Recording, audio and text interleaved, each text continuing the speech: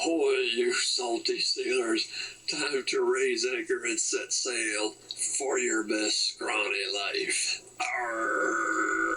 Live from Iowa, it's Saturday morning, featuring ditch dragons, green things that don't move very fast, random and unimportant stuff, all presented in our new AD and HD enabled format. And of course, our premium educational content, such as how to tell the difference between a boat ramp and a road. Yes, folks, we are off the redneck rails. Let the games begin.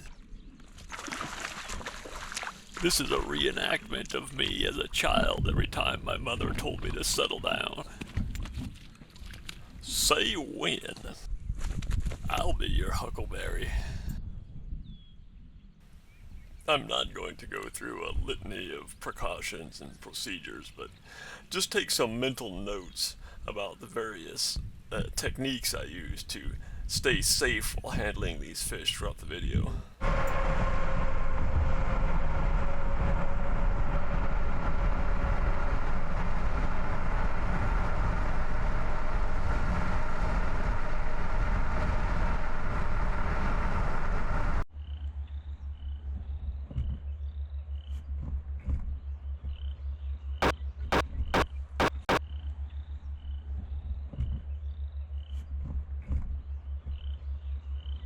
You're off the edge of the map, Jack Sparrow. Here there be monsters.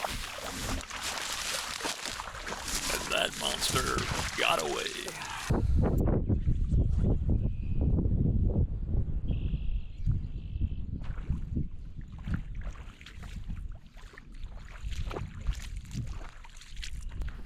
Running away, eh? Get back here, I'll bite your legs off. That's a Monty Python reference for our Gen Z audience members, of which no doubt there is a grand total of 0.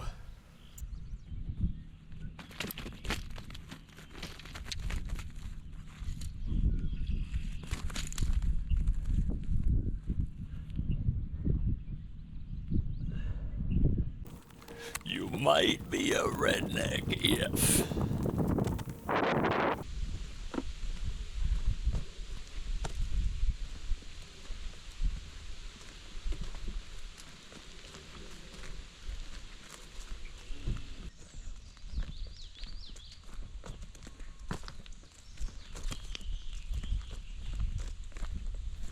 In the furthest distance you can see Lake Red Rock, and on the left side of the screen, the very tip of Cordoba Tower.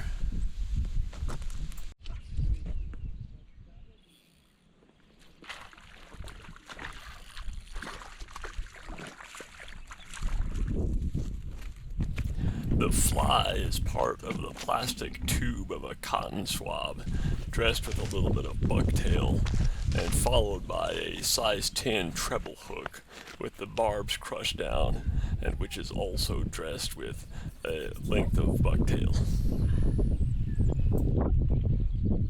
This little ditch dragon has a bit of that blue-gray color that I've talked about being in the red rock population in other videos. Not much of it, it's mostly the normal olive brown or whatever, but you can see just a little of that blue-gray color in this one.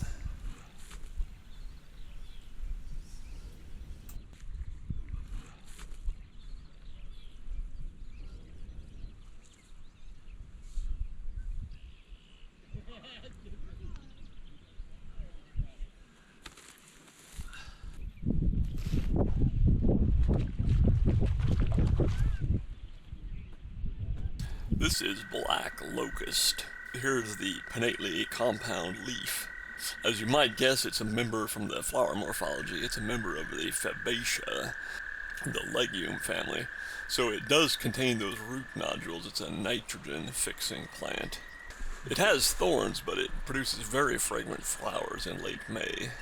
Nice trees, but they have some natural enemies.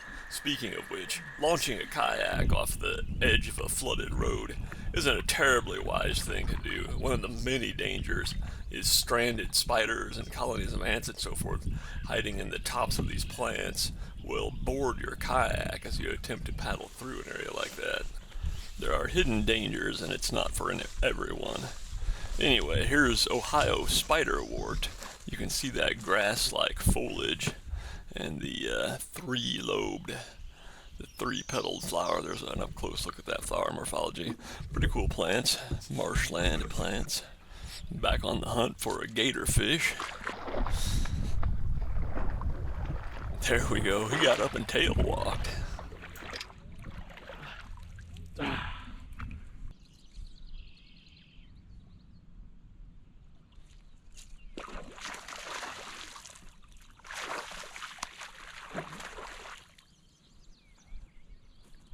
we go, we got a decent one. Because short-nosed gar are not deep-bodied, the fight, although usually violent, is rather short. But the thing to understand is that these fish breathe air as well as water, so they will continue to fight on land. And again, of course, there are dangers involved in handling them. It's not something that I would necessarily recommend for everyone. This fish, here you can see a snapping turtle, has taken a chunk out of its tail, or we could presume it's a snapping turtle. But the fish managed to survive, so remarkable fish, remarkable for their toughness. But they look cool too, I think they do anyway. This one just relaxed after I released it. He's like, yeah, I'm not worried about you, I'll go back when I'm ready.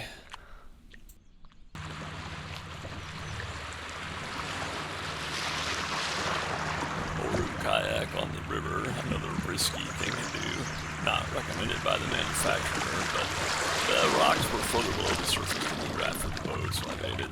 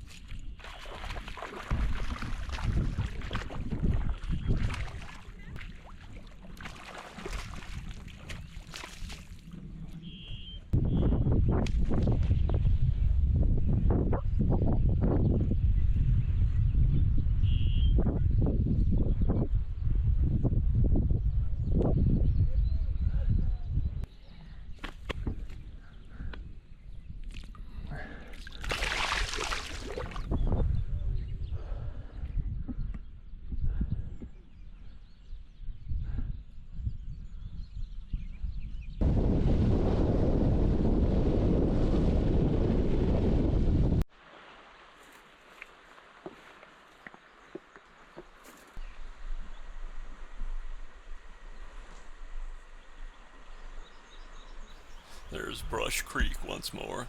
It was dried up for several years during the drought, but now it's back, doing what it can to make America marshy again. Knowing where these public hunting areas are is one of the keys to success, or a successful gar fishing outing during periods of flood. Whereas something like a flooded cornfield is going to have poorer fishing conditions, but also bring it closer to those dangers associated with human habitation. You still, have to be aware of water straining through culverts and, various hidden dangers like that, but usually better in those public hunting areas.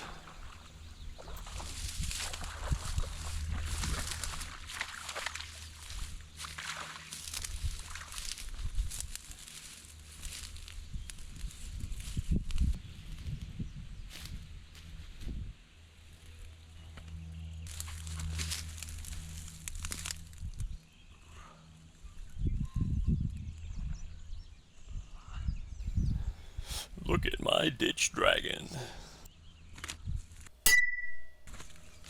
I believe believe these are Gymnopus dryophilus. It's a saprotroph. We're at that odd time of year just before the summer mycorrhizal mushrooms begin appearing. We have some Pleurotus, Pluteus, Coprinopsis, and these Gymnopus.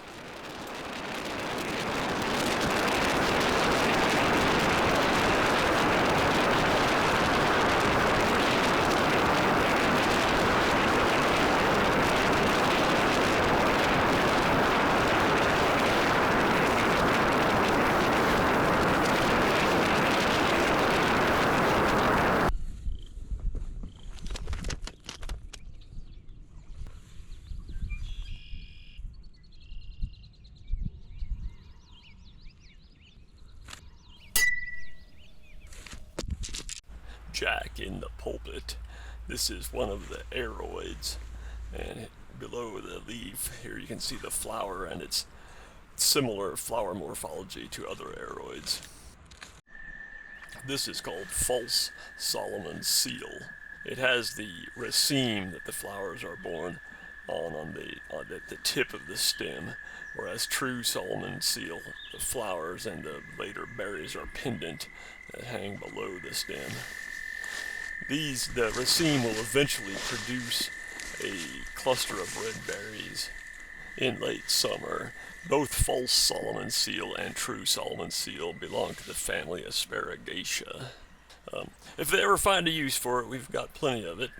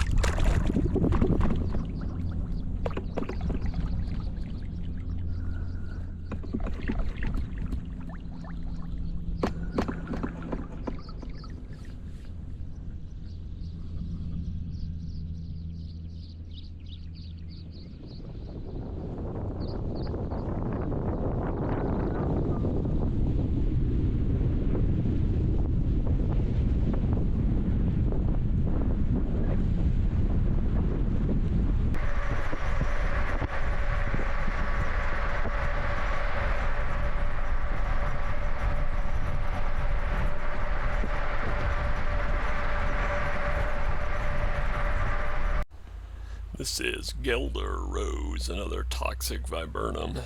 I think all of the plants we've discussed so far are toxic plants.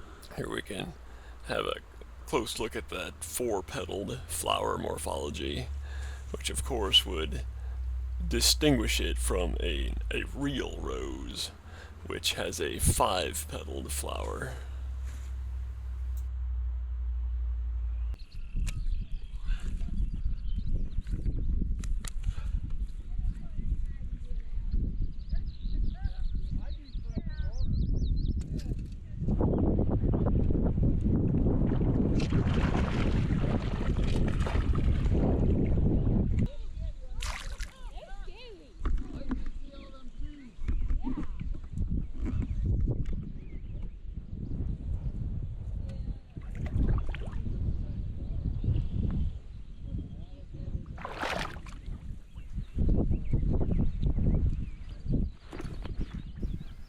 Wait for it. Wait for it. Those sausage fingers. I'll have those sausage fingers. Alright, pop that out. See ya. Wouldn't want to be ya.